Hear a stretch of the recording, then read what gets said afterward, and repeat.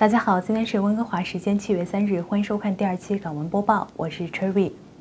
7月3日，大温地产局 REBGV 发布了2020年6月的大温地产销售数据。6月份，大温总共卖出2443套房子，包括866套独立屋、472套城市屋和1105套公寓，销量与去年同期相比增长17.6%，和5月份的1485套相比，销量暴增64.5%，但比近10年6月均值销量仍低21.9%。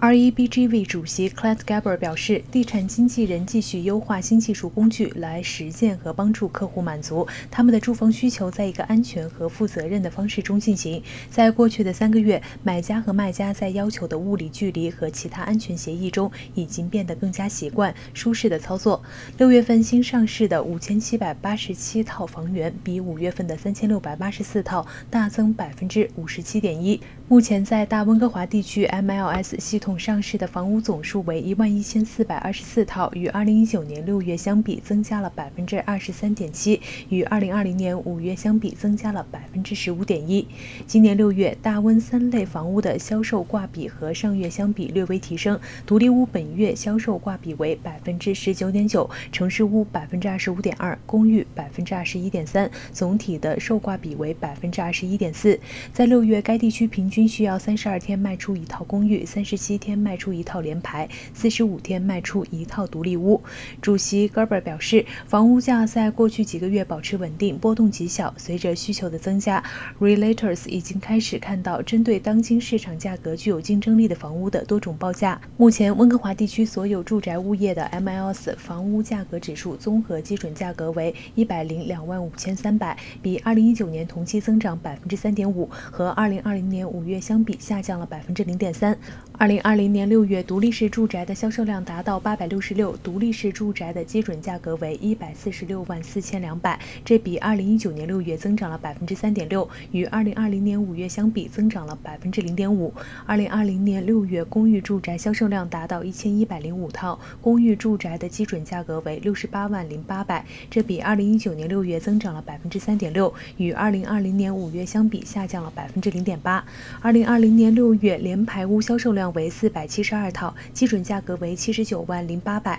这比2019年6月增长了2.3%，与2020年5月相比下降0.2%。飞沙河谷地产局今天也公布了上月数据，6月份飞沙河谷总共卖出1718套房子，与去年同期相比大增31.5%，和5月相比暴增113.4%，只比10年6月销量均低值6.4%。独立式住宅、公寓以及联排别墅基准价格分别为994500、435300、559600，和5月相比分别增长了0.4%、0.4%和0.8%。地产局主席克里斯希尔斯表示，我们谨慎乐观，6月份的数字清楚表明，市场在这个充满挑战的新环境中正在运转，我们正在恢复到更典型的活动水平，这是由于多种因素造成的。显然，极低的利率、市场停滞前3个月的需求被抑制，以及7月1日生效的新 CMHC 规则，使其更难获得抵押贷款保险资格。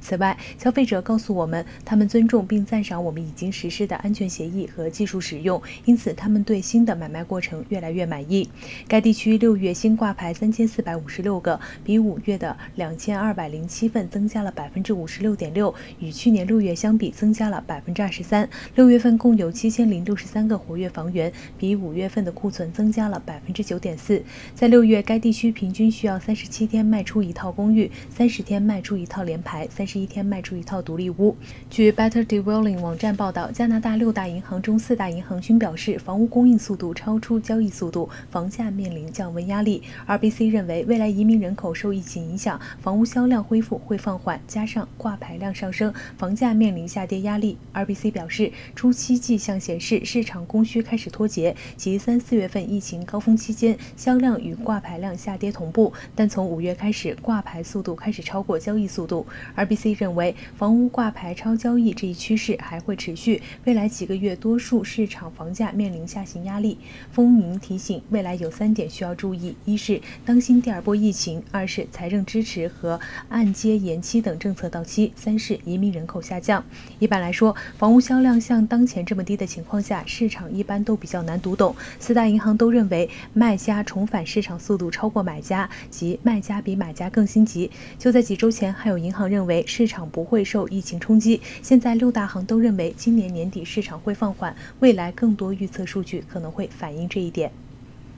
据 CBC 报道 ，BC 省疾控中心卫生官员发出警告，最近到达温哥华国际机场的4个航班的乘客存在感染新冠病毒的风险，请各位乘客监测自己是否出现相关症状，并自我执行14天的隔离政策。BC 省疾控中心在信息发布中没有明确的指明坐在哪些座位的乘客感染了新冠病毒，但要求所有曾经乘坐这4个航班的乘客从下机之日起自我隔离2周。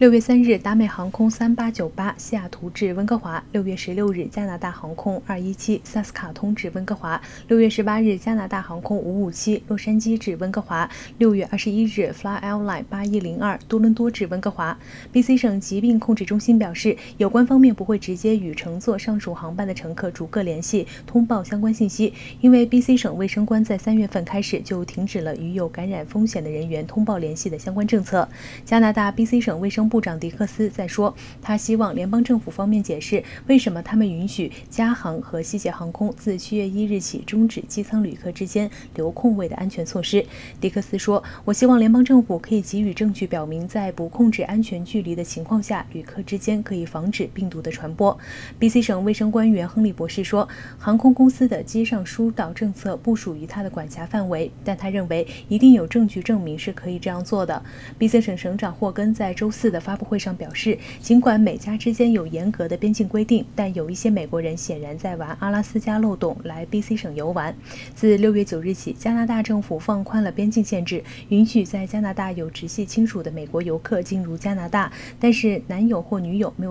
是没有资格称之为家庭亲属的。同居伴侣只有在该人与另一半居住了至少1年的情况下才有资格。省长贺锦警告入境美国人，不要在 BC 省附近转圈游览风景，请直接去阿拉斯加。如果你要去阿拉斯加，你就不需要穿过 Port Granville。他表示，全省各地社区的一些酋长向他反映有关一些美国旅行者没有遵循该指导原则的消息，并且发现加州和德克萨斯州的车牌车辆在 BC 省出现。据 CTV 报道，人们在受欢迎的景点，包括 Grossgrad 看到华盛顿州的车牌，这使得大温地区处于危险中。巴克尔是温哥华的一名居民，他一直住在温哥华市区的 Westin Bayshore 酒店。他说，他在周2晚上听到前台服务员和一对美国夫妇之间的对话。一对美国夫妇说，他们刚从西雅图开车过来，并想在温哥华市中心的 Westin Bayshore 酒店办理登记入住。他说，在被问到这对夫妻是否根据省和联邦政府的命令隔离14天，但夫妻俩都没有回答，并补充说，他们在边境被检疫时没有得到任何有关新冠病毒或检疫限制的信息。巴克说，这家酒店最终拒绝了这对夫妇，但引起了人们的担忧。这种事情已不是第一次发生。为什么我们看到人们不断能够进入加拿大，但这不是出于正确的原因？而且如果他们进入，他们是否会认真采取这些隔离措施呢？ Vancouver Island 和 Cordell Island 相关负责人表示，最近一段时间发现一些美国游客来岛上游玩，这种做法对于岛上的居民是非常危险的。Discovery Island 负责人 Jim 表示，也许这些美国人只是路过，想要休息一下，然后去阿拉斯加，但请与当地居民保持社交距离。BC 省卫生官亨利医生在周4的新闻发布会中表示，他听说过人们利用阿拉斯加漏洞的故事，确实有少数人在这么做。大家都知道，药不能乱吃，万一不小心吃错了药，可能会出大问题。而加拿大近日曝光了一名持牌的药剂师，竟然故意将错的药配给病人，让人难以置信。事件就发生在加拿大人最常去的药店 Shoppers。希万吉·帕特尔是阿省埃德蒙顿市的一家 Shoppers 的药剂师。阿省药学院的听证会仲裁结论是，帕特尔对一位寻求16毫克的 Suboxone 药粉的客人配了35克的强地松药粉，他还被发现对换药撒了谎。Suboxone 通常用于治疗阿片类药物依赖性，而强地松则用于治疗全身炎症，通常开给患有关节炎以及胃核肠有问题的人。2019年5月25日周六晚，一名患者走入了帕特尔工作的药店要配处方药，当时药店已经准备关门，存放药的保险柜已经上锁，但是这名顾客不愿意等，一直说要药，并且要威胁说要报警。帕特尔打不开保险柜，一时不知所措，来不及思考，也没有给经理打电话，他直接把另一种药强地松拿到后面，并且切碎后拿给顾客。事后这名顾客发现不对，回到店里称药配错了。他先是告诉帕特尔，然后向店里的保安和工作人员说明情况。帕特尔就向所有人保证没有配错药。后来药店老板请来另一名药剂师进行调查，帕特尔依然说自己给客人的就是 Suboxone。然而等到调查员查看监控的时候，一切才真相大白。于是药店老板向阿省药学院举报了事件，并将他开除。代表帕特尔的律师在听证会上说，帕特尔当时经验不足，感觉到客户的行为很过激，他受到了威胁恐吓。帕特尔是在2019年4月2日获得阿省药剂师的执照，事发时他取得执照才不到2个月。他也表示自己并没有恶意，事发之前没有任何不当的行为。好在调查发现，这名顾客吃了错的药，没有受到严重的伤害。近日，阿省药学会对帕特尔作出仲裁，禁止他在未来18个月担任药剂师，在恢复执照后还需要接受至少6个月的监督，并且在3年里不能拥有和经营药房。裁决指出，帕特尔女士的行为非常严重，完全不能接受，这一错误严重影响了制药专业及其诚信。帕特尔必须了解，阿省药学院不能容忍这种行为。帕特尔还要支付学院调查的费用以及一笔1万元的罚款。好了，以上是本期港湾播报的全部内容，感谢大家的收看，我是 Cherry。如果您喜欢我们的节目，欢迎您点赞和转发我们的视频，我们下期节目再见。